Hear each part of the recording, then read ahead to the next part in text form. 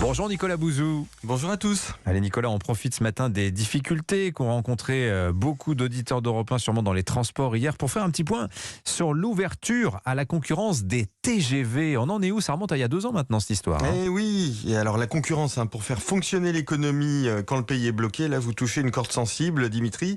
C'est en effet en décembre 2020 que la SNCF a perdu le monopole sur les lignes LGV, les lignes à grande vitesse. Ça fait 1 an à peu près, un peu plus d'1 an que l'opérateur historique italien Trenitalia a investi une ligne, la ligne Paris-Lyon-Milan. Eh bien, ça marche. En réalité, ce que nous dit la théorie de la concurrence, c'est-à-dire que la concurrence est bonne pour l'économie, eh bien, ça se vérifie avec cet exemple. Quand on regarde les tarifs sur cette ligne, ils ont été contenus, alors même que les coûts d'exploitation ont explosé avec l'augmentation des prix de l'électricité, bien évidemment.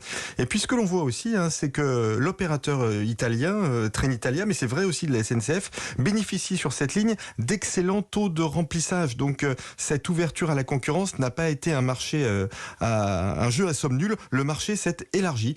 Ça veut dire d'ailleurs au passage que la concurrence est meilleure que l'avion bashing pour inciter à prendre le train. Bon, alors il y a cet exemple effectivement percutant du Paris-Lyon-Milan. Est-ce que ça veut dire que la concurrence va se développer maintenant sur d'autres lignes ferroviaires, Nicolas? Oui, absolument. Dès cette année, la compagnie Le Train, elle s'appelle Le Train, elle est détenue par des capitaux privés, notamment bancaires.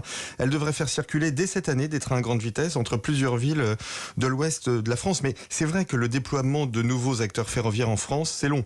Alors c'est long déjà parce que c'est très coûteux d'exploiter des trains, et notamment des TGV. Un TGV d'occasion se négocie à plus de 30 millions d'euros. Il n'y a pas un très gros marché d'occasion, à la différence de ce que l'on voit dans le transport aérien. Et donc, le coût d'entrée sur le marché est très important. Et puis, l'autre élément, c'est que les péages en France, qui sont collectés par SNCF Réseau, sont très élevés. Et donc, ça augmente le seuil de rentabilité des nouveaux entrants. Bon, la concurrence se déploie lentement, trop lentement, mais je peux vous dire qu'elle est bonne du point de vue économique, elle est bonne du point de vue social et elle est bonne du point de vue écologique. Bon, on rajoutera qu'on la verra uniquement sur les lignes rentables, les petites lignes, tout ça. Effectivement, la concurrence, à mon avis, ça viendra pas. Absolument.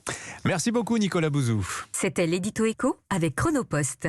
Chronopost, le leader de la livraison express et partenaire des entreprises françaises. Rendez-vous sur chronopost.fr.